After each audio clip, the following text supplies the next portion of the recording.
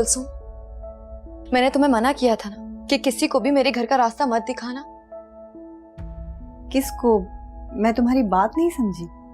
मैं तुमसे पहले ही कह चुकी थी कि किसी को भी इस घर का रास्ता मत दिखाना, खास करके उस शख्स को तो बिल्कुल भी नहीं। खुदा गवाह है मरियम, मैंने किसी गलत नियत से ये नहीं किया था।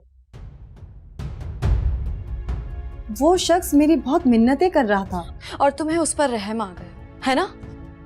तो क्या तुमको उसकी हालत पर रहम नहीं आया? नहीं, मुझे तो खुद पर गुस्सा आ रहा था कि मैं कितनी बेवकूफ हूँ।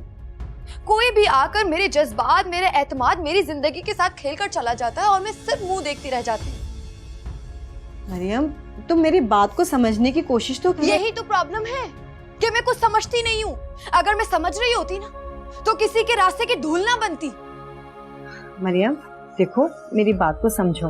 मैंने कहा ना, तुम चली जाओ यहाँ से, मुझे किसी की कोई जरूरत नहीं है। ये क्या पागलपन है मरियम?